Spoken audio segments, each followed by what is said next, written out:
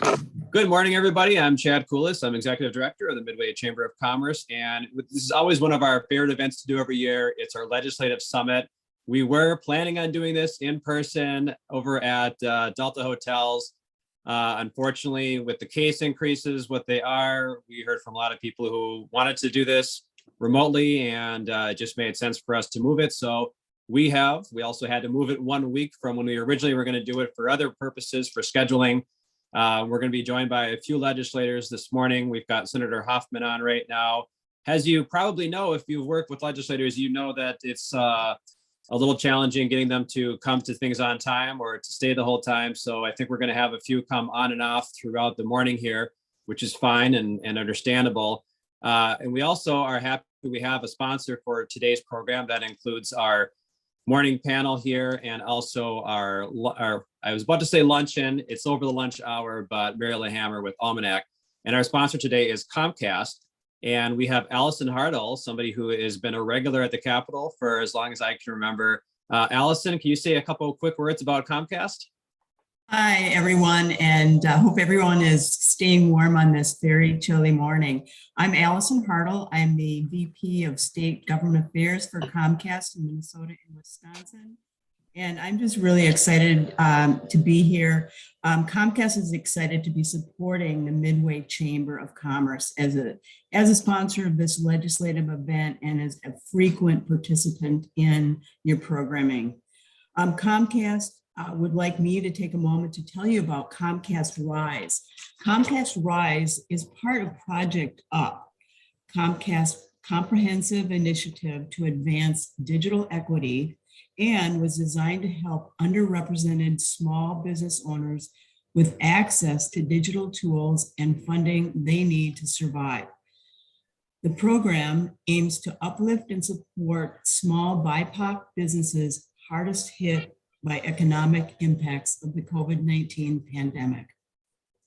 By the end of 2022, Comcast Rise will award 13,000 small businesses owned by women and people of color across the country with monetary grants, technology makeovers, and marketing services. In celebration of its 1-year anniversary, Comcast Rise will expand to include all women-owned businesses nationwide. In 2022, it's regardless of race or ethnicity. Applications open January 16th, and I encourage you to visit www.comcastrise.com to learn more. And if I can do it, I may put that link in the chat. Thank you, everyone. Thank you, Allison. And please do put that in the chat. We are going to turn over to Senator Hoffman now. As I said, we've got a couple other legislators, at least, that are planning on joining us today. I believe Hoffman is the only one that's on right now. So, Senator, maybe you can give us a little bit of an update on just your perceptions going into session, which starts next week. And I'll just ask everybody if you can make sure that you are going to be able to put yourself on mute. If you have questions, please put them in the chat. As the morning goes on, we may want to move it to being a little bit more of an open forum. We'll see how it goes. But Senator, take it away. Thanks, Chad, and thanks, Allison. I see Tony Mendoza already beat me to the punch. Thank you and Comcast for your sponsorship. And we were talking earlier just how I'm sick of Zooms. I'm absolutely sick of this too. And it's like we want to get out and see people, and that's important. So thanks everybody for being here. I think use the chat feature, or since it's the Midway Chamber, let's schwitz and talk for a while. And then as folks come in, there were 16 legislators that Kevin and Chad reached out to, and they had people saying, and you guys know this, they were like, oh yeah, I'm there. And then all of a sudden, it's like that Marsha Brady piece, right? Where something better came up or something suddenly came up. But I know there's a big event right now going on in front of the state capitol, and there's a number of legislators, a lot of them from the Midway, that are out there right now. And so as folks come in, we can just, pivot and get them to introduce themselves. And then as we look at, there's some questions that that you guys have brought forward that Chad had talked about, but I can give you just a high level about what I'm seeing. And today the governor is going to release his budget. We just got done meeting with the Department of Human Services about the governor's budget proposal within his supplemental budget, right? That he released, and that will go public sometime later this afternoon. But we do know that Minnesota has got unprecedented $7.7 billion surplus forecasted, right? If we need to do a class on what is forecasting versus not forecasting, I will gladly let Mike Zipko and Tony Mendoza educate us all about what is a forecasted appropriation versus a real money in the bank appropriation. But let's just take the assumption $7.7 billion forecast, as well as there's some federal ARPA, the money that was given from the federal administration to the state administrators, $1.15 billion that is still needing to be spent. That's just one-time funding, but that's sitting there. And then, of course, this is the second year of a biennium, which we all know.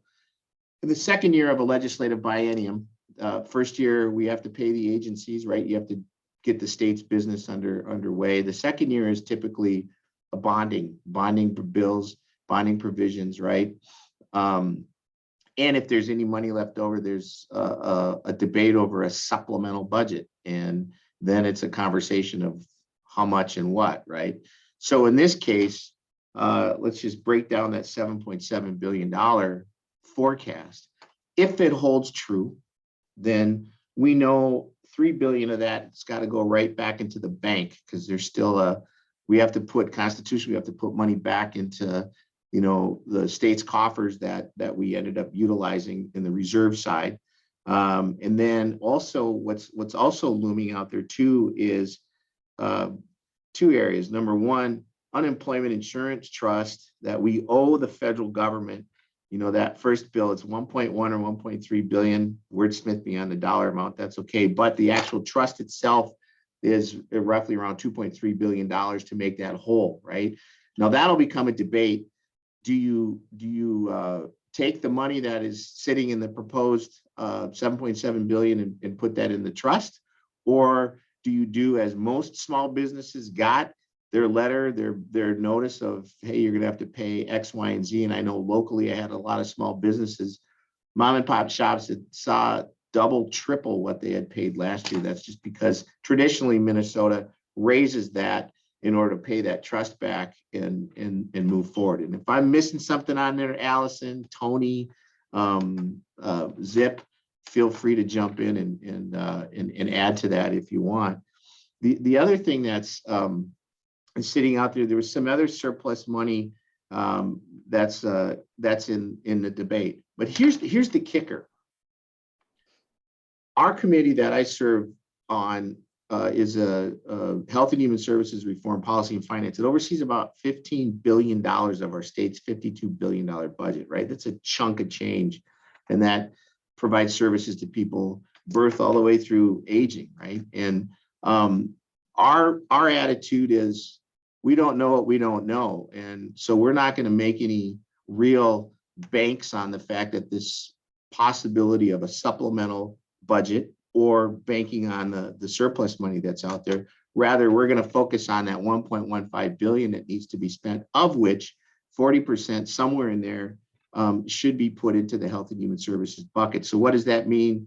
We should have that budget lined up, I would say, within that first week of February. And then there's lots of conversations in the second year of a biennium to really look at policy. What policy stuff can be changed without having a fiscal impact? And we're already seeing a lot of those bills come in as well. So as you look at that, you're saying, all right, here's that 7.7 billion.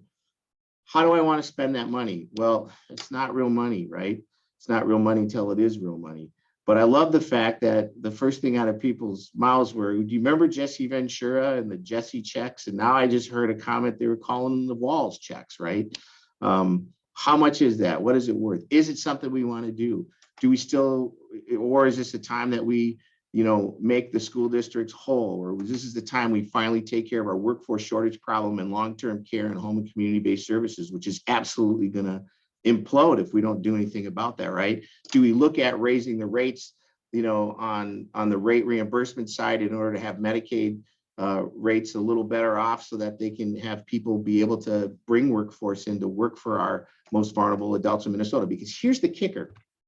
Last year was the first time in history Minnesota surpassed people 65 and older, surpassed the K-12 population. It's been pretty stagnant K-12 education, 850,000 kiddos in that kind of bucket. Minnesota 65 and older is 1.1 or 1.3 million people, right? Which when you look at it from the fiscal viewpoint, you go from $1 billion a year that it's going to take out of on our Medicaid side to now 0.3, 0.2 or $3.3 billion a year, just because that population has changed. So where are the conversations in there? And, how does that flip back into the workforce side? And then there's also a global conversation on workforce too, right? Which I hope people can sure talk about. And as more people are coming in, that's where we're at. So Chad and team, that's kind of where we're at. Does that give a pretty good this discovery of what the role of Minnesota looks like right now? Am I missing anything? Jump in, Tony. Jump in, Tanya Bauer. What's going on in St. Paul? Anybody? Well, Senator, you talked a lot about that $7.75 billion surplus. And again, reminding people, what does that mean? It doesn't mean that's money in the bank right now, but that's a big number. That's a record number we've never seen before. And it's on a lot of people's minds going into session. So tell us a little bit about what that number means going into session for Republicans, for Democrats. What do you think is going to happen with that number? Well, if it holds, right, Chad? I mean, that's the whole thing, right? It's a projection, it's a forecasted amount. And, as the market's adjusting itself, that could go up or go down depending upon. Some folks are telling me, oh, it's going to get larger. I just had a meeting this morning where a Republican friend said, it's going to get less because the market's getting worse, right? I mean, so you're getting both sides of the angle on that. But what does that mean is exactly where you're at. It's an election year, folks, right? And so who's going to posture to say I got more done, right? Am I giving back? Am I giving back to people? What's going to win the headline kind of thing, right? And it's like, that's sitting out there, right? There's a whole group of people that want to just say, give it all back, right? Give it all back. Well, what does that mean? Help me define what give it all back means, right? And then there's another group of folks that are saying, now it's time for us to invest in gaps that are missing. And you're going to see very, very, very aggressive and progressive House bills coming in that'll address some of the housing shortages, some of the homeless youth shortages, some of the shortages that they're seeing, are out there. They want to see money go back. It's going to go in the form of, we're going to help, raise all boats kind of thing. And so I'm going to be really interested in watching, which is what everybody could do here, is get on the revisers and start tracking bills, or start seeing just how many bills will be dropped this year regarding that. And I don't know what the record is, 5,000 bills in 1 year or something. I don't know. We'll see where we're at on that. Maybe Mary LaHammer has tracked that from a media viewpoint, and it'd be interesting to see just how many bills are really popped in this year, Chad, addressing that. But again, I'm going to go back to that. I was on a town hall with some service providers in southern Minnesota, and it was on Zoom. Allison, go figure that. I didn't have to get in the car and drive my 1998 Jeep 4-wheel drive. And folks, speaking of folks, Senator Sandy Pappas is joining us too. So I'm going to get her going on that. But I was in that conversation in Faribault, and they were talking about workforce shortages within group homes, within long-term care facilities, right? And the legislator from down there is a Republican. We absolutely had a conversation about, his team is saying, we got to get tax breaks. We got to get tax breaks. I mean, that's what they were saying. And yet here was the rub saying, well, here's an unmet need here. And now he understands that this unmet need means, people's lives. It means we're going to do something that's important to somebody who's really vulnerable in the state of Minnesota. So Chad, those conversations are happening. And now it's a great segue because here's our bonding lead in the Senate DFL, Senator Sandy Pappas from St. Paul. And Senator, welcome to this great forum. Once again, it's good to see you. I'm kind of the pseudo moderator here because, you know, I don't represent St. Paul. Although I believe we were having lunch one time and you said, man, Hoffman, you seem to know a lot of people in St. Paul. And it was You just... too. So tell us, remind us who you are and what district and what committee. And then Chad, if you want to lead with a question on what we talked about, what does projected surplus mean, Sandy? So the table is yours, Senator Sandy Pappas. Great. Thanks so much for always pulling this together, Senator John Hoffman. I wasn't sure I could attend, which I always have in the past. It's so much fun to be in person with you all, but here we are as usual on Zoom. But I was supposed to go to a rally at the Capitol and I think it's still below zero. So decided to stay in my warm apartment and just say hi on social media. Yes, I actually just came off a bonding tour last week, our final tour. It was 3 days in the metro area. So we spend like 5 3-day trips throughout the state, the Northeast, the Northwest, the Southeast, the Southwest, and then half of the state gets 3 days in the metro area. Some of that is because we don't have so much travel time. You know, we're 20 minutes, 15 minutes between visits as opposed to an hour and a half. But we certainly have our infrastructure needs. I was very pleased to see in the governor's proposal, $250 million in housing infrastructure bonds. We know there's a desperate shortage of housing. We have been having a problem since the recession in 2008. And this is geared toward affordable housing because just about no housing is affordable anymore for most people. And you know, housing prices have been, when people can't afford to buy, they're paying a lot more premium price. So we managed in 2020 in that October bonding bill to get the $52 million for the 3rd Street, Kellogg Street Bridge in downtown St. Paul.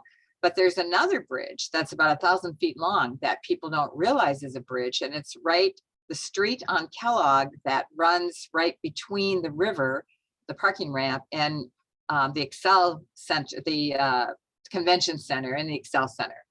And that, boy, I'm just blanking on the ask, something like 12 million for that, and hopefully some federal matching funds as well. So these are not the kind of exciting developments on the river or a new science museum that we've seen in the past, but they're essential infrastructure.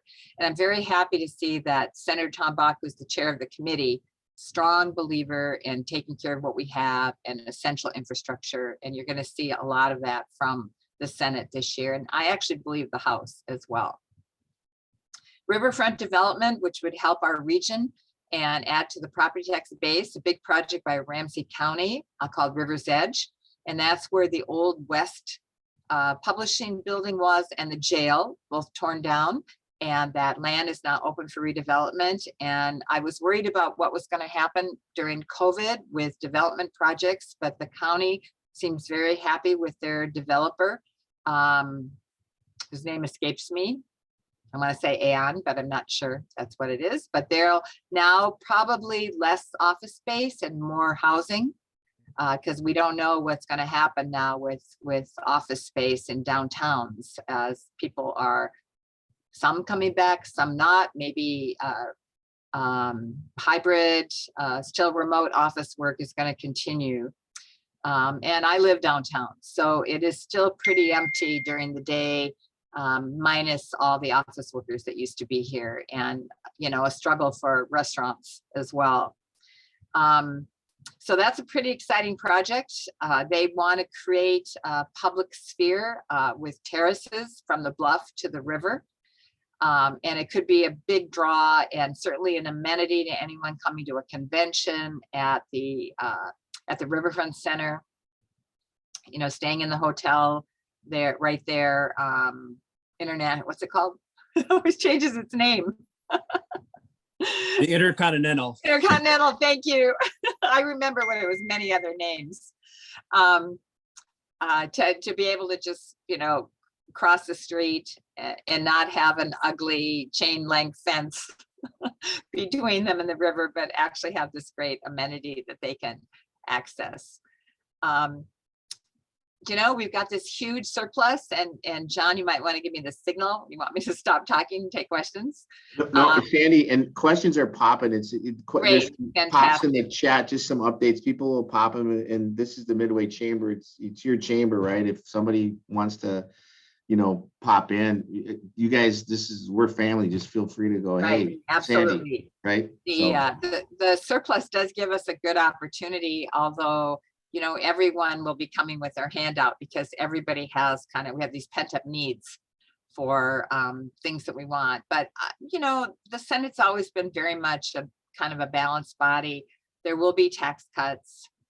There'll be business tax cuts. There'll be tax cuts for the middle class. Hopefully there'll be more in the working family credit and the child care credit, as well as Governor Walz has suggestions for additional spending on education.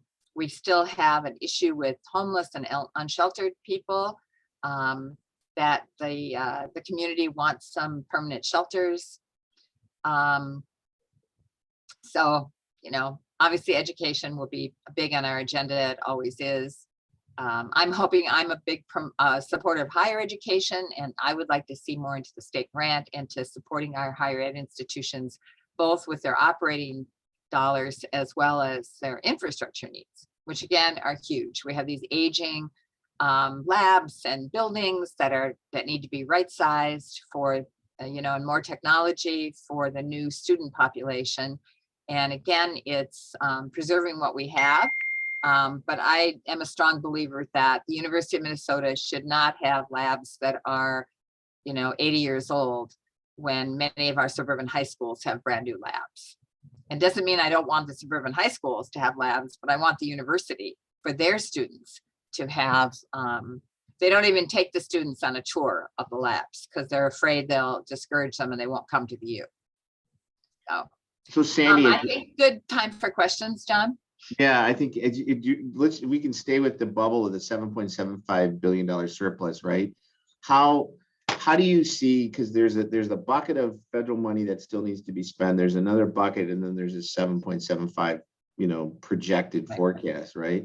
How do you see the session unfolding? Do you see some really good conversations happening, or are you going to see this really, a lot of trade bait happening out there where we're going to trade Comcast for something else, Allison, or something? I mean, what's your feeling about going into this session? Because when times are tough, you have to make budget cuts, and you had to make budget cuts in your tenure, right? And then balancing a budget. But now here's this, like Chad said, the largest in the history that we've ever come into a second session looking at. Do you think it's going to go smooth, or do you think there's going to be some posturing? Things never go quite smoothly as much as we'd like it. I mean, I'm happy that in the Senate we have strong civility rules, so we can't get into it so much, at least during session and committee, or the chairs and the president, as a former president, and I hope Osmic will be as strict about that. I remember having to gavel him at times. You did. As a matter of fact, John Croman sent me the one time when there was an amendment I brought on the Senate floor. Then you were president, and Kiffmeyer liked it, so she helped. We split it, and we did it. And Osmic got up and he just started yelling at me, right? And I said, he asked me if I talked to any of the HMOs, and I said, no. Have you talked to any of my constituents that are getting hosed? And then he started elevating, and you went, shh, you did this. Do you remember doing this? And Yes. And then Croman took this, he downloaded this, and he said, even sometimes the Senate president has to be like a mother. I mean, it was just this funny little thing only John Croman could do. And I still have that, Sandy, where you just went, clip. Yeah, this clip of you going, right, let's keep it down. Yeah, right, yeah, well, that's what you have to do. I don't know, sometimes a surplus can be almost more problematic because There's so much fighting over it. We have to recognize though, about half of it is called one time. So it would be good to put a bunch of that money into an infrastructure bill, to a bonding bill, because that is only one time operation. Federal money that's coming our way over 5 years. Remember, we don't get it all at once. And also much of it could require a 20% match. So we want to make sure that we take advantage of all that federal money. I'm a strong believer in doing that, and provide the needed match that we have for roads, for bridges, for transit, for broadband, all those really kind of essential things. I'm glad you brought up, that's the one bucket of dollars that I didn't mention at the very beginning, Sandy, and that is this next line of federal money, and that 20% match it completely. That means we as a state have to, whatever we're asking for from the feds, we're gonna have to match that with a 20% investment. And that would probably come out of this surplus budget as well, or bucket, Yes. if there is, correct? All right. Right. So That could come out of the one-time bucket. it could. Anybody have any questions for Senator President? She's had former President Pappas. Is it like being a US president, that once you're a president, you're always a president? That is true. No. You know, public safety, Sandy, the other one that really has come up a lot is specifically crime is a major issue, right? With we've seen an increase in carjackings within, the communities where you live. And, I don't know if you're still on public safety, if you're still on the judiciary. I am. I'm still on the Judiciary and Public Safety Committee. Yeah. Do you want to talk about what do you see as anything you think that could pass, or anything moving forward? Or how are we going to address that from a legislative viewpoint? Yeah, well, crime is a big issue for all of us. It's especially big for Republicans. And so I do think that there will be some tough discussions that we'll have on that. I'm on the phone right now a lot because it's election year for me, and I've got a endorsement coming up, and I'm hearing from, I'm hearing a little bit about that, some concerns about fireworks that are now going off in a neighborhood year round instead of just around the 4th of July or New Year's. And yes, and guns, and then some elderly people who are concerned about some of the crime that's been directed against people who've been, ambushed at their cars or pushed out of their cars. And the carjackings appear to be a kind of more of a juvenile issue. And that could be a result of, alienation from school because of COVID, mental health issues, not enough activities for kids going on because of COVID. Who knows why we have these crime spikes, and we've had them before. Crime is usually a 20 to 29-year-old male activity, and that's where we're seeing a lot of that. So again, are these young men who are not getting jobs, even though we have a workforce shortage because they're not trained for any jobs? What we don't really know the bottom of that, but everyone is really concerned certainly about addressing it, and we all should be careful about opportunity crimes. You don't leave your car unlocked, your car running. You don't leave your dog or your child in your car while you run into a store. Just things like that are kind of stupid. I mean, we have to all be on our guard because it's not a good time right now. And this is not just in the cities, it's also in the suburbs. While we try to get a handle on this. And, it's interesting that a lot of people think that the police shortage is due to, the aftermath of George Floyd and civil unrest. And certainly there were officers that have PTSD or injuries from those, but they're subject also to a workforce shortage. Is if you have your choice of jobs, maybe you don't go into policing because it's actually a pretty stressful, dangerous activity. So it is hitting us as well. Although I think the mayor said they just have a new academy with graduates. So that's helpful because you want community policing. You want the police out there being a prevention event, visibility, so that people don't think they can get away with crimes. Getting back to the legislature, however, Yeah, there will be bills. I mean, there's not a lot of research that shows that increasing penalties does much to reduce crime. So I hope that we can look at other things that we might do as a legislature. And I actually am a little more focused on how we, how we treat people who've come out of prison. When we're trying to get them back into society so that they don't reoffend, we make it very difficult. First of all, we keep them on probation too long. We should limit that to 5 years. Most people do not recommit while on probation after 5 years. There's no reason to do that. And we shouldn't be sending them back to prison on technicalities. We should try to make them successful, and not allowing them to work because they have a criminal record, or get housing because they have a criminal record is not really very helpful. Especially when, so many men of color were sent to prison over pretty minor offenses or drug offenses in the past. I'm glad you, Sandy, I'm glad you're talking about that. In meeting with local sheriffs and chiefs of police, right? In the county sheriff, Jim Stewart, I'll give you a prime example, Anoka County. Matt Myers, you're sheriff in Anoka County, right? 75% of the people in his custody in the Anoka County Jail, 75% have co-occurring conditions.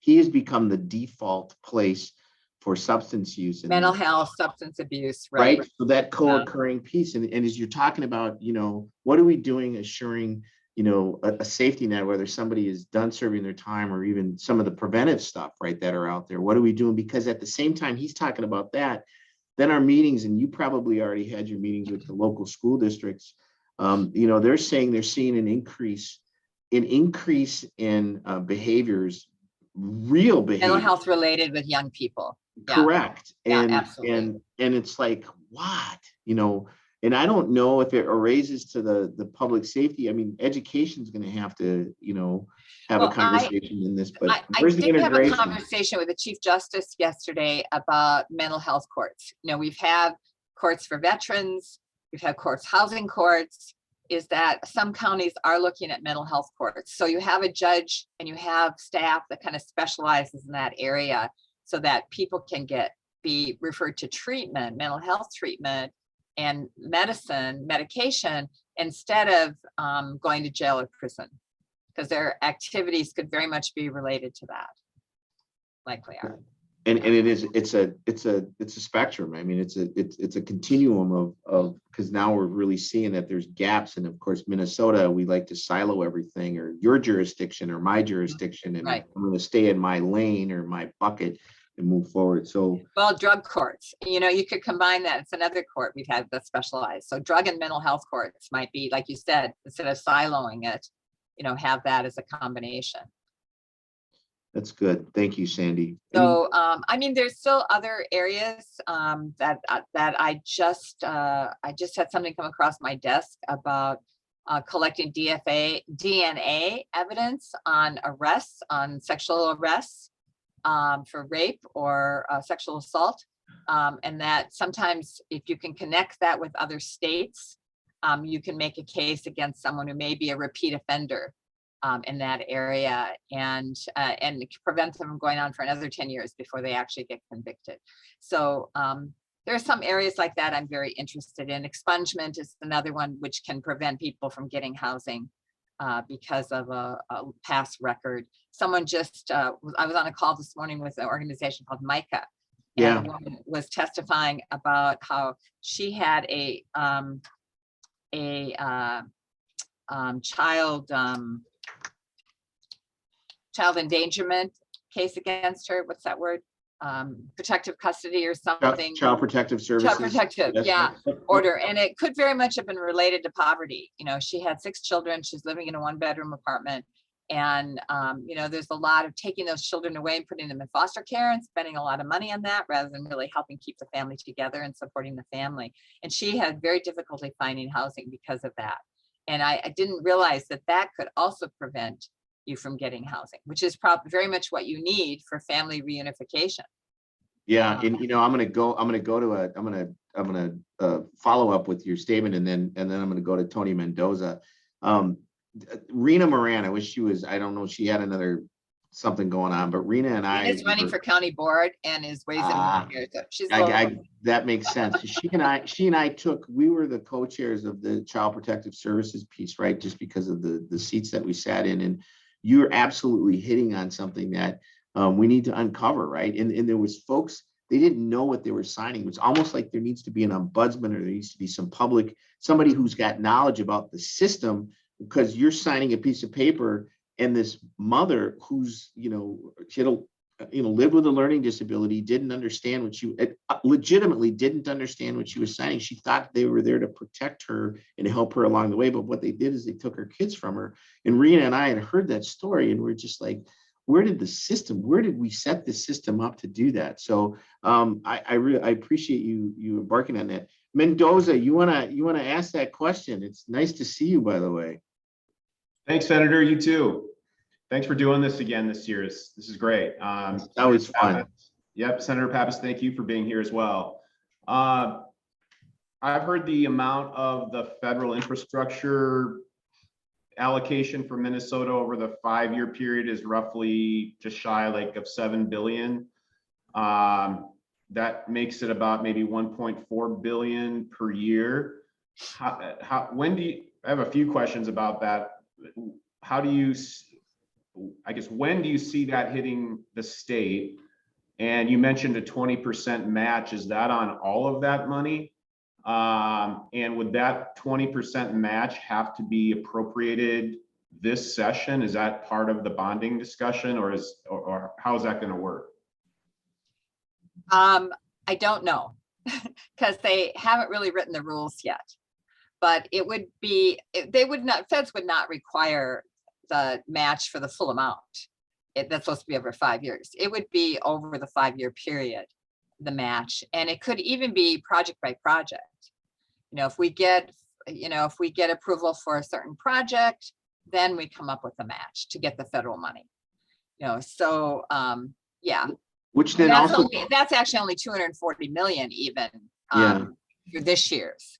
And we certainly could do that, but I don't think we'd have to come up with it all at once. But we'd have to check with Margaret, the commissioner who is leaving to go work for the city of Minneapolis.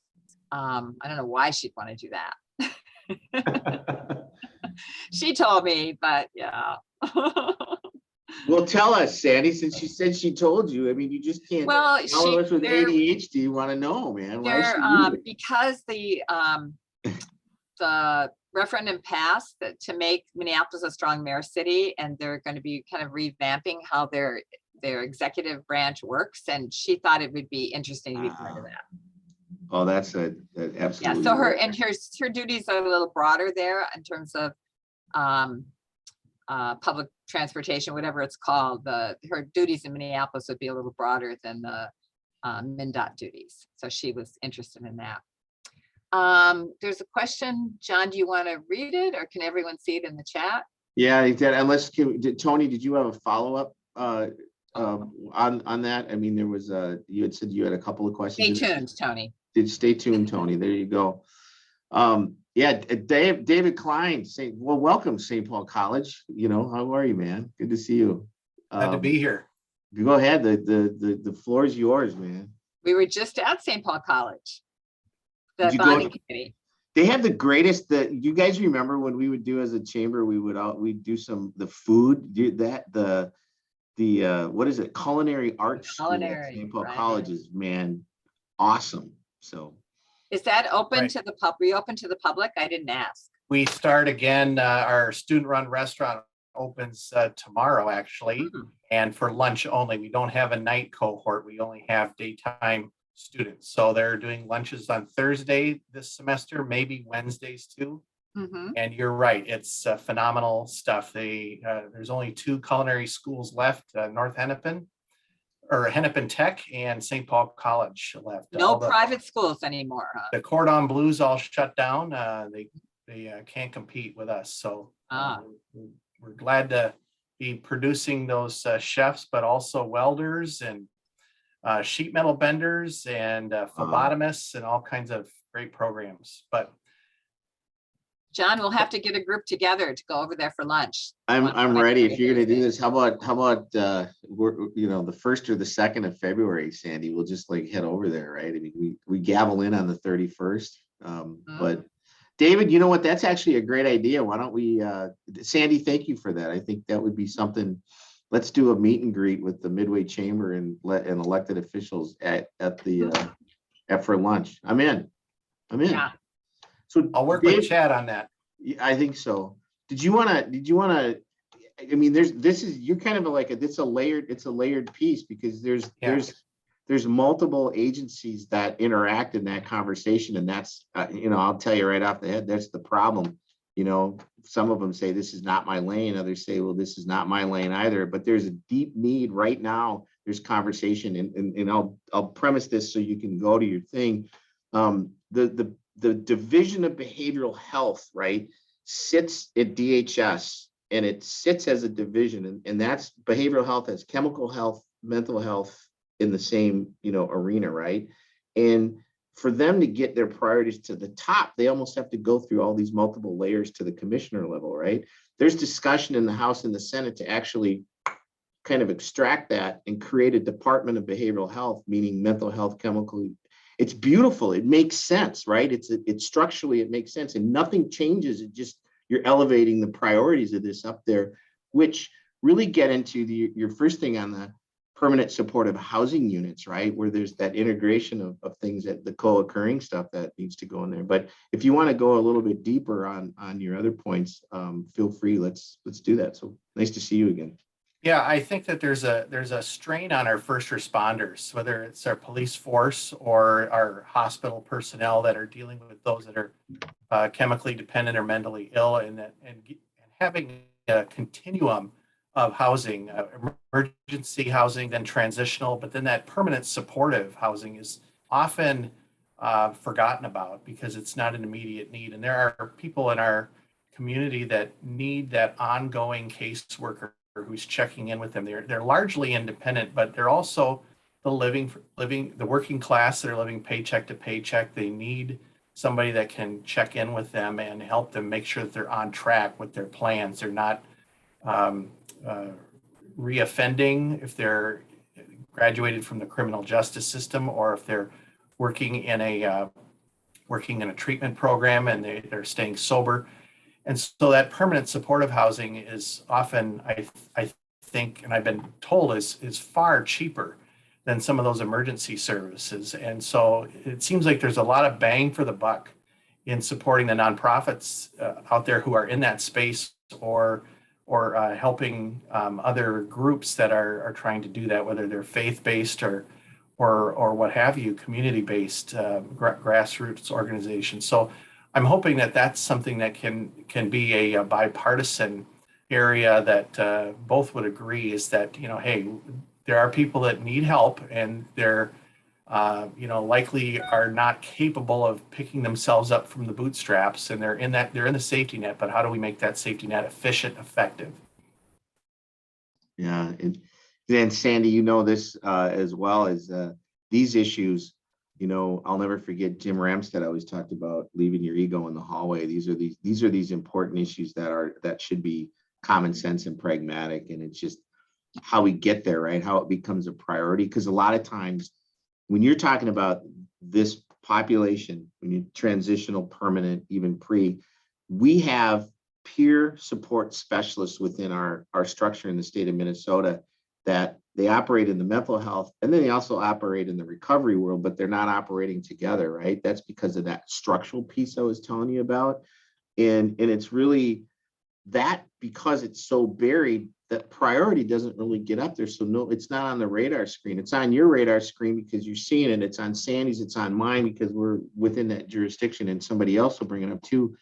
Help your elected officials. This is where, you know, wherever you live, where folks live, is help educate your elected officials. And David, your elected official is sitting right next to you, Sandy Pappas, right? It's like, and Lynn's elected official is sitting right next to you, right? It's like, how do you reach out, you know, and this is where that government relations activity, and guys like Mendoza and Pearson and Zipco forget more in a day than I'll ever know, and Allison on government relations.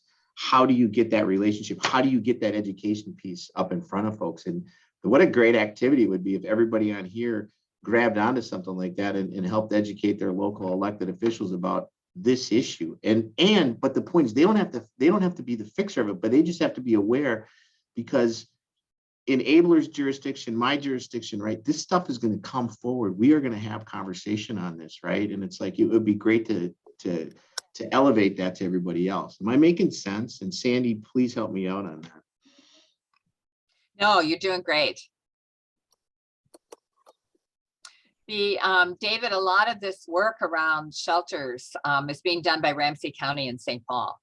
And they have a kind of a group that's working on getting housing for people. And so, you know, our job, they've asked the state to help fund some permanent shelters, and the governor put a bunch of money in his proposal to do that. And then what else we do is housing infrastructure bonds. So we appropriate that to increase the supply overall of housing. But most of the shelter work is done on the local level. No, that's good to know. And I think that there's some no cost or low cost things that our state government can do to facilitate the great work that a lot of nonprofits are doing in this space to just, you know, cut the proverbial red tape so that they can fast track things and help make it, you know, really block for them as they're working with cities and counties to get more of these units up and running, and then having them fund it. Nonprofits are doing fabulous work here, but they always could use a helping hand. And you know, to that point, you know, David, if somebody's giving you an idea, a lot of times I'll give you an example. Do you know how we got, you know, that soccer stadium that's down the street from us in the Midway, right? You know, people were able to serve alcohol beverages and then along with some other ones, right? Because Pappas and I met in the hallway, and she gave me this little piece of paper, and I turned around and I walked the rest of the hallway. Sandy, do you remember this activity you and I were part of?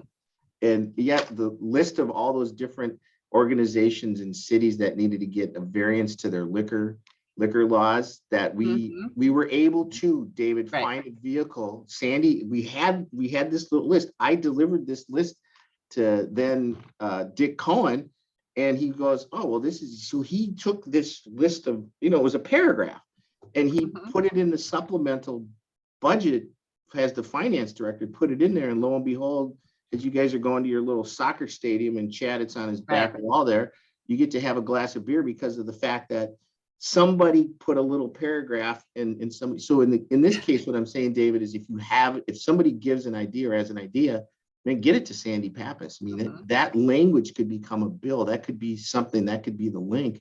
It can be that simple, right? Allison's shaking her head. She's done that a few times.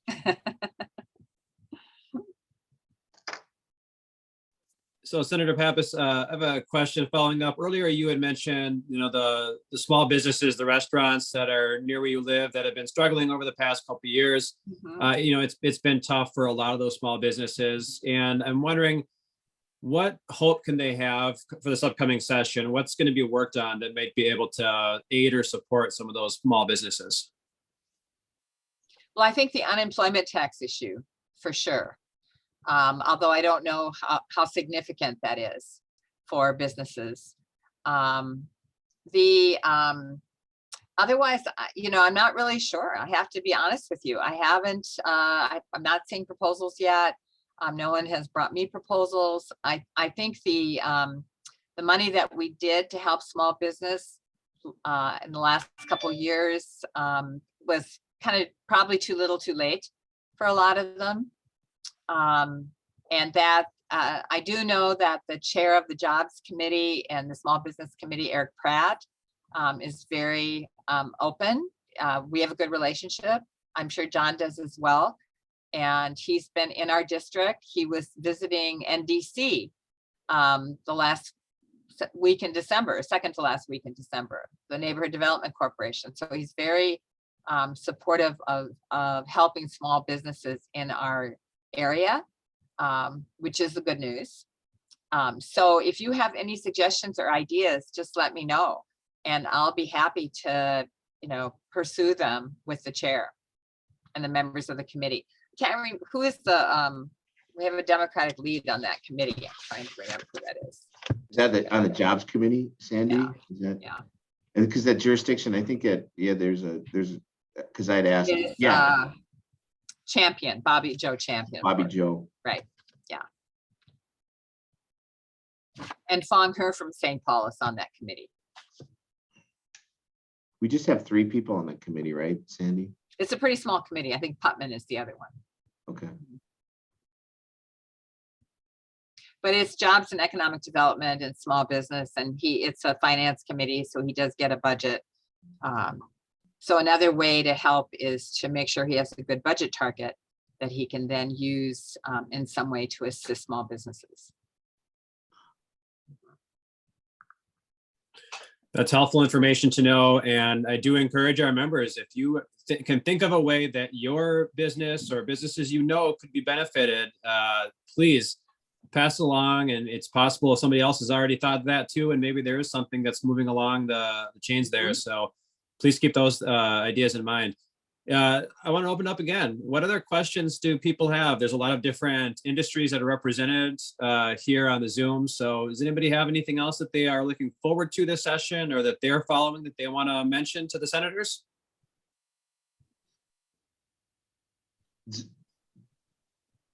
I'd love to hear both Senator Hoffman and Senator Pappas' thoughts about rent control. I hear that at least in the Senate, on the Republican side, there's some talk about trying to pass some sort of prohibition on local rent control ordinances, but it is a very big conundrum here for us in St. Paul. Yeah, Tony, I just heard on the Micah call this morning that the courts have a moratorium on the rent control provision, or they've thrown it out. Wow, I Anybody did else not know hear about that. That's big news. Yeah, I have not heard must that. have just happened yesterday, because they were talking about what could they still salvage from the city council, because the city council still do that doesn't violate what the court order has said. And I just heard that. I haven't seen it. I haven't seen it in the news. How many lawyers are on this call that could look up there? What's that database you attorney people use? What's that called? Lexis or something? Or Tony's looking it up. Because Sandy, it's funny because as soon as that passed, then and I know the city of St. Paul, then the mayor said, well, I'm gonna, any new people coming in, we're gonna, we'll exempt them or something. I don't remember. Well, I think with any ordinance, you can make changes after a year. I think what happened here is because there was a delay in implementation till May, it had a counter effect then, because landlords, being worried they wouldn't be able to raise their rent, started jacking the rent up before the law went into effect. Wow. So that was an unintended consequence of lawmaking by referendum, which I never have thought is a good idea. Unless it's a very, very simple thing, but something as complicated as this, as the rental market, and new construction, and how is it going to affect? We had a couple projects that were canceled. It's a tricky thing to do that. And so now we have another chance to take a look at what would be the most effective. And obviously it is a supply and demand issue. When the supply is restricted, then people can charge more. And that's called capitalism and the marketplace. When there's a market failure, which there is in this case with affordable housing, then government needs to come in and assist with the supply on the supply side. And I think that would ease a lot of it. And as St. Paul has looked at easing some of their zoning laws, so you can have attic apartments or mother-in-law apartments, backyard apartments above the garage, infill, more duplexes and fourplexes. Not everybody wants to live in a high-rise apartment building like I live in. Although it's quite nice and I have a great view. And no shoveling. Manufactured housing. I mean, they're just tiny homes. Yeah, I tried to bring that tiny homes, right? And I remember it. I supported it. I thought it was a great idea. you did. And I even had Tori Westrom on the Republican side saying, you know, you should expand this to 2 years, Hoffman. And so he was trying to expand it even more. And then the League of Minnesota Cities, I said who they were, they didn't like it. And they came in with a compromise, and then they did their little rally work. And the compromise was that allow it up for the city councils to determine or decide how to do it. And then they squeezed the window of time, and 98% of the city councils voted no to those little tiny homes. And Well, maybe you should bring back the idea, because it might be more popular now when we see what a shortage there is of housing. yeah, if and it I was think nice. it's a great idea for the homeless too. I've seen it now in other states. Oh, Where, yeah, you've seen those little little isolated kind of yeah, bedroom size housing with kind of shared kitchen, bathroom, community room. It But at least makes they're sense. sheltered. It's certainly a step up from a tent when it's 20 below zero. Yeah, absolutely. John Tony, Young, do you have a question? Yes, I do. Johnny Hoffman, thanks so much for organizing this. Really appreciate it. Good to see you. And Senator Pappas, thanks for being here. I'm an industrial real estate broker, work with industrial companies, and they are just begging to find employees to come and work, and they're raising wages and they're raising benefits. And I think the jobs question is a little bit different these days, because it's not about a lack of jobs. There are a lot of jobs that are going unfilled. So what role can the state legislature play in making sure we get a little better pipeline to some of these industrial companies? Because they're making widgets that are shipped all over the world. They're manufacturing here in town, and that's really good economic benefit. So it's not about creating jobs today. It's about getting people to fill them. That's about training workers, right? So supporting our technical colleges is really important, like David St. Paul College, because that's where the students are getting trained to fill those positions, and they have great partnerships with businesses. When I visit the colleges, they say, 98% of our students get placed. Sometimes they don't even finish the program before they're enticed to go into the workforce. And we have shorter training programs now, so we can get them into the workforce faster, 6 to 9 months. And then, and they also counsel students to do that, get into the workforce, because a lot of times your employer will then help you with tuition to finish your degree while you're working. And so that can help you with college debt. So for some of the other jobs that take longer, like teachers, there's a shortage, or nurses, there's a shortage. Again, we have to be sure that we're funding those programs so that they can get into the workforce as quickly as possible and replace all our poor teachers and nurses and emergency personnel that are so burnt out from COVID, and they want to do early retirement, or they want to change careers. So we do need some young energy coming into those professions. Speaking of professions where you get burnt out and tired, both my house members are leaving me to open up for young people with more energy that can be my energetic partners. So that's what I think, that, work with your technical college. We should be offering more classrooms in these professions. And we need more equipment. Sometimes we need to make sure that their training equipment is up to date so that they can be ready for the workplace. We don't want antiquated equipment. And I've actually seen that. I've seen those. I think that the technical colleges and which are often combined with community colleges, have done a great job with their industry and business partners. Yeah. So they really are, they have these business committees, so they're really up to date in what the needs are. Yeah, I think that is all very helpful. I wonder if the connection at the neighborhood level is as strong as it needs to be, in the neighborhoods in St. Paul and Minneapolis. Telling people, especially in the immigrant community, John, I want to say that during the last presidential term, we cut back on immigrants, and I think that's also added to our workforce shortage. And I've often said to my friends in the Muslim community, actually truck drivers, there's a shortage of truck drivers, and it doesn't have to be long haul, it can be local, and it's a much better job for you than driving a cab. Mm-hmm. Go out to Dakota County, take the training program to get a commercial license. And there are plenty of jobs out there in that area. And I'm sure in other industries as well. So maybe some of these businesses need to have relationships with the mosques and be, posting notices about job training and job opportunities at the mosque, because that can often be the center, the community center for the Somali community. And, I just, so a good friend of mine, Salmakap Hussein, which some of you may know him because he's very well connected, he's running for Rena Moran's House seat. And so there you have a direct connection now, hopefully a legislator, if he gets elected and wins the seat, who has very strong connections in that community, and is he asked me about the truck training program, and I made a connection with him with Dakota County. He had someone in the community that was interested in that. And as we're seeing now, these new Afghan refugees, many of whom may be well educated and know English, because a lot of them work for the US as English translators. That also is another opportunity for our workforce shortage. It's funny, you guys, and John, thanks for the question. Zipco and I just exchanged. I sent him this. See this picture behind me? Yeah. That's McDonald's. Starting salary is $21 an hour.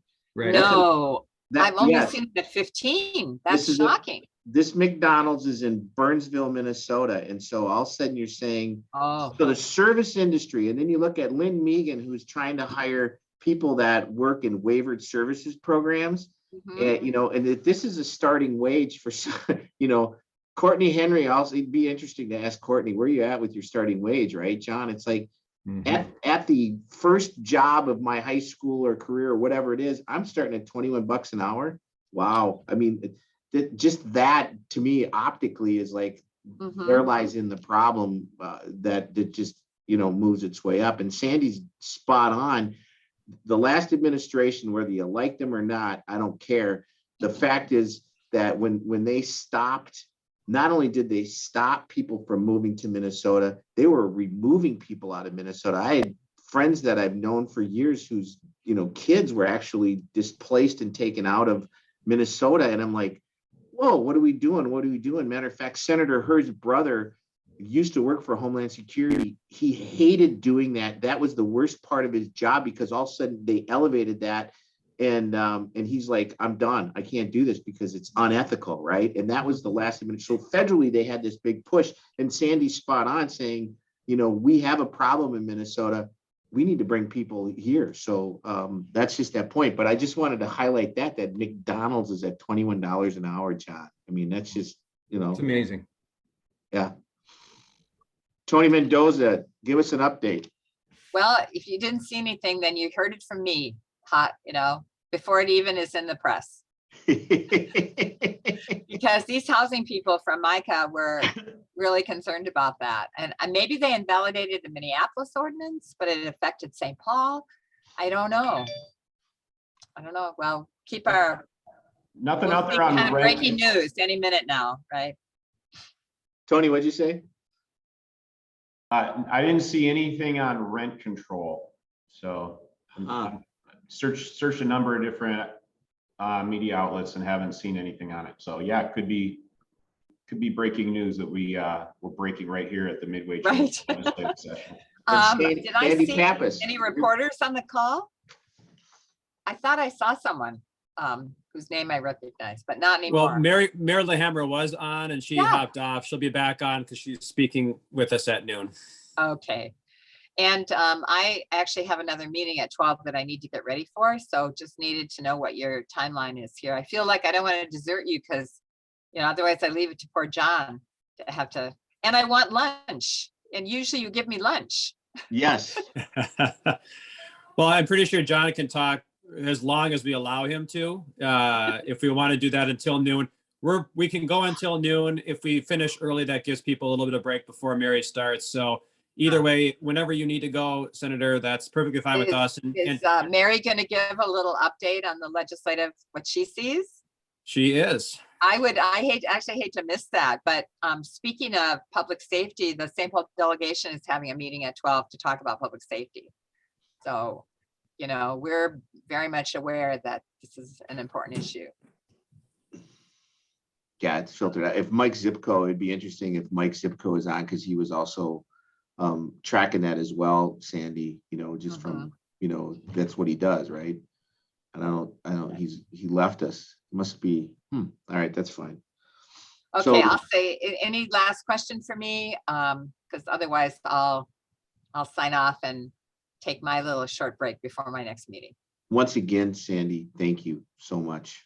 Well, always be delighted to join you. And Lynn- I was disappointed that I had a conflict with a press conference rally on a healthcare plan from Minnesota, but then the weather cooperated.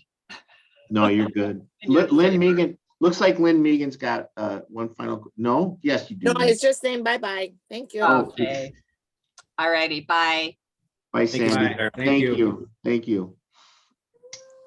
I've got David. a comment I could just jump into. Yeah, David. John Young's question, I think he just got off. Oh, no, there he is. We've seen at St. Paul College among the immigrant students that word of mouth is huge. Mhm. We get a student from the Hmong community that gets into our CNC tool making program, and suddenly the next semester their cousin, their uncle, their sister is enrolled in the program. And so I would, if you can make inroads to some of these immigrant communities, sometimes all it takes is one person to have a really good experience at your company and seeing what a welcoming environment it is and the benefits and how they're treated. And pretty soon you've got applicants you don't know what to do with. So Yeah, that's a That's really good something- idea. And I think what we need to do a better job of is having connections, phone numbers, contact info for people who can help them recruit, and have that, give this to our clients so that they can dial you directly or somebody else and get right into the pipeline. So we should probably do a better job of getting that done.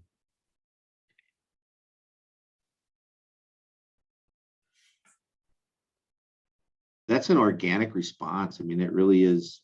Here's a need. I mean, it's just almost like a growth expense by itself, John. That's where it's at. And is there anything, David, John, that you see? Is there any legislative involvement in this? I mean, anything? I mean, any ideas? And I think it's ambiguous. Senator Hoffman, yeah, that's a good question. And from a higher education perspective, we do see employers who come to us and come to the instructors and say, hey, I need to hire. Do you have any students that are really good? And we're often telling them, well, they're all working part-time. In our automotive program, all the students are working. They come to class from 7:30 to 1:30, and then they head off to the dealerships or the independent garages, and they're working that second shift until 8 at night, and then they come home and unwind, and they're back at it the next day. So we tell them we don't really have any students to give you, or they're all placed essentially.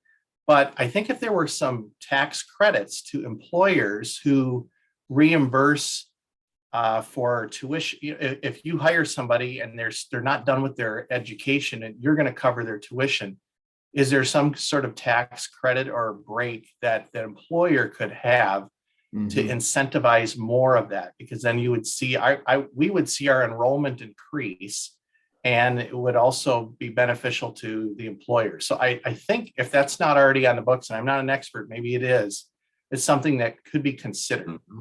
I think that's a great idea. That's a great idea. I love it. I mean, you're Yeah. dangling a carrot, you're not. Yeah, just for perspective's sake, there's 270 million square feet of industrial buildings in the Twin Cities. And last year in 2021, there was 6 million square feet of absorption, which means the amount of space that becomes filled versus becomes vacant.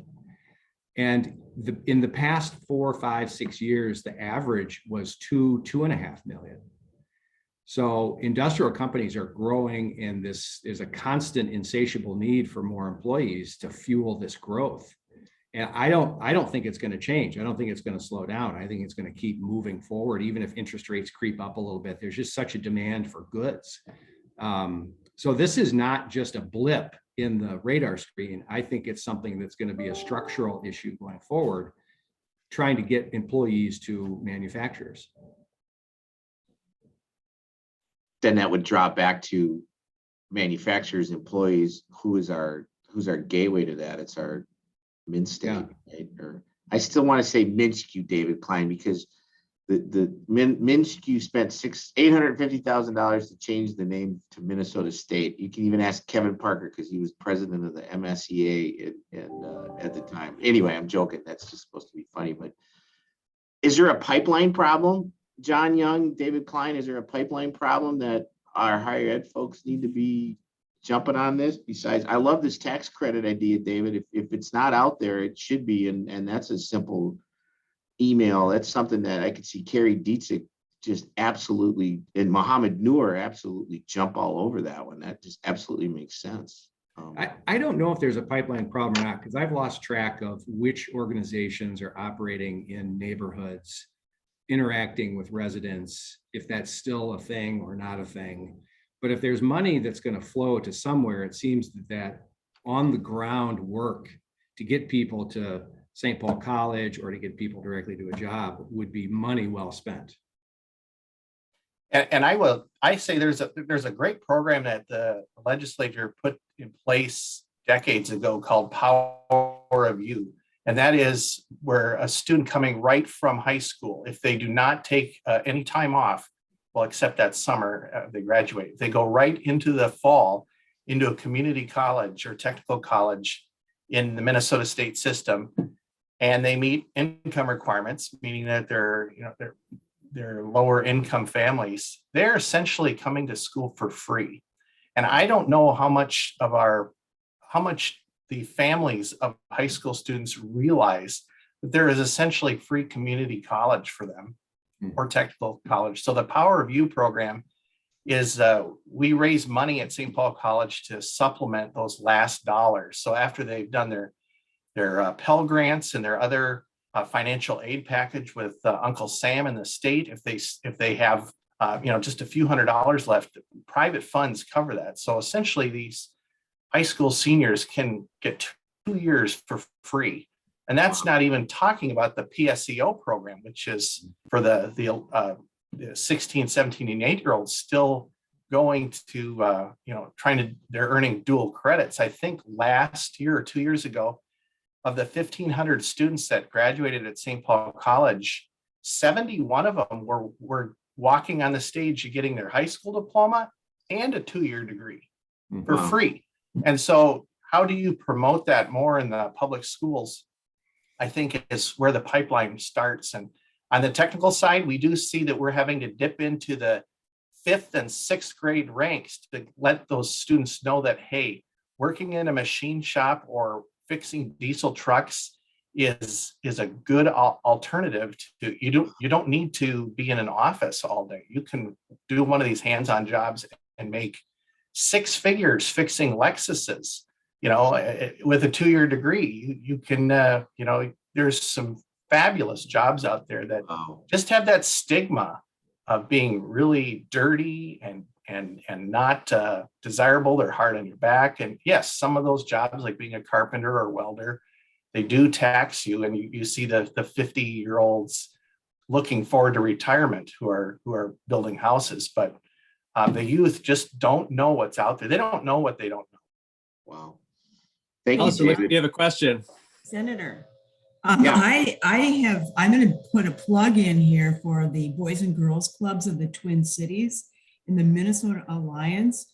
The Minnesota Alliance of Boys and Girls Clubs and the Twin Cities Boys and Girls Clubs are really, really dedicated to helping our youth graduate with a plan for the future.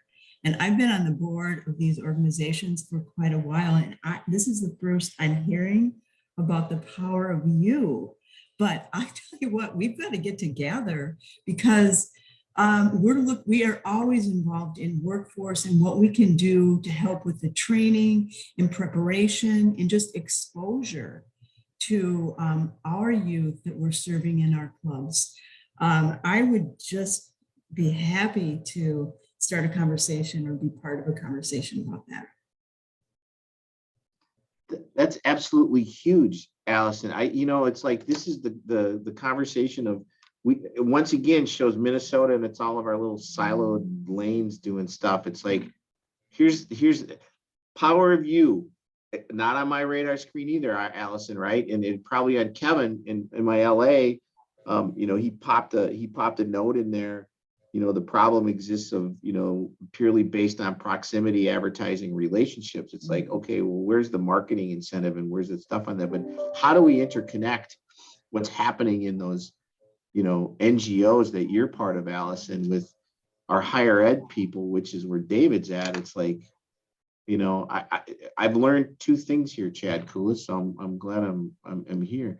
But Allison, let's not lose sight of that. And David, let's not lose sight of what you're talking about. Let's run that up through well, you have to go through Bernie, but you can just run it through Kevin. That's an easy one, right? Allison, same thing. Yep.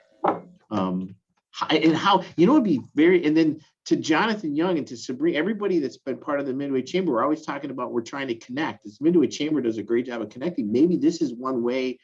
And years ago, do you remember Chris Ferguson? We got to create 14,000 jobs in the Midway. Do you guys remember that? Everybody's smiling. I'll never forget, right? That was kind of our little marching thing, right?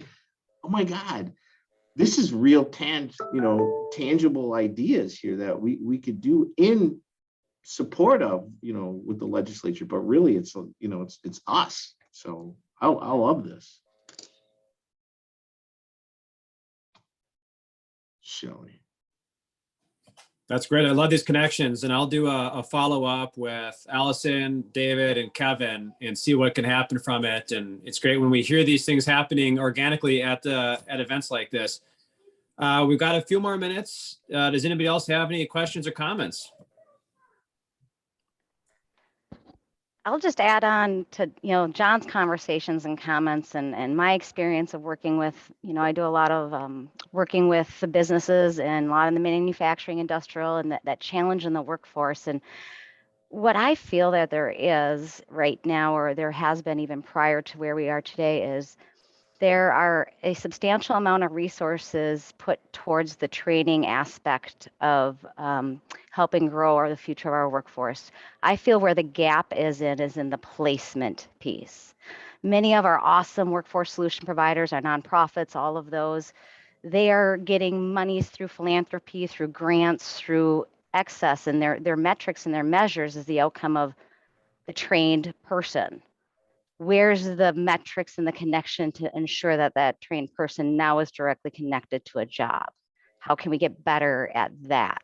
So I feel like that's where the gap is. I don't know. That's just my 2 cents and trying to wrap my way on how we can get better at that, creating more organic partnerships and collaborations with those workforce solution providers to bridge them to the employers.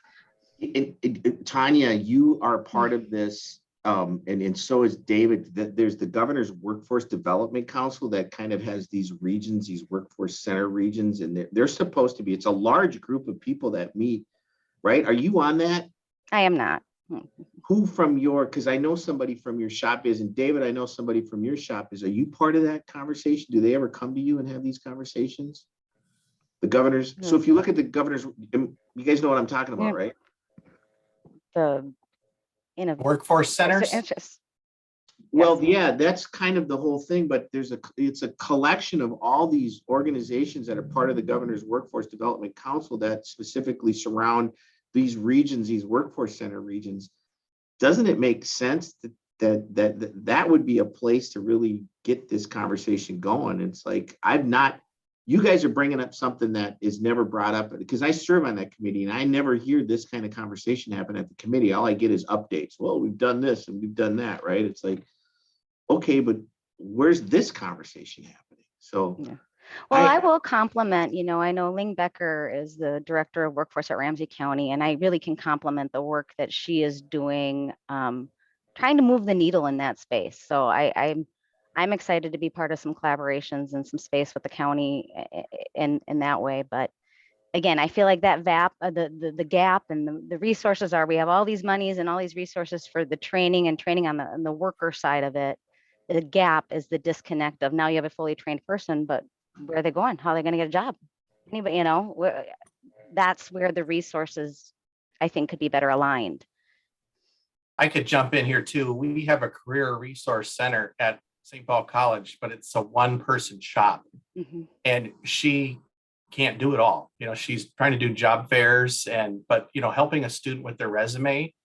And there's opportunity to get groups like Rotary clubs and chambers to volunteer and help mentor.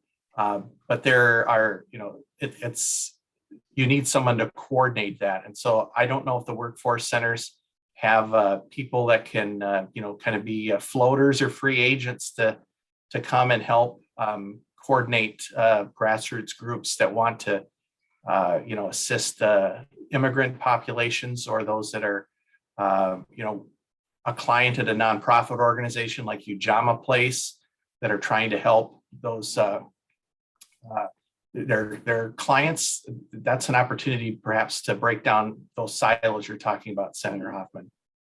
Yeah, and I think one of the places, I'm going to just copy this link. There's a whole list of people that are part of that Governor's Workforce Development Board.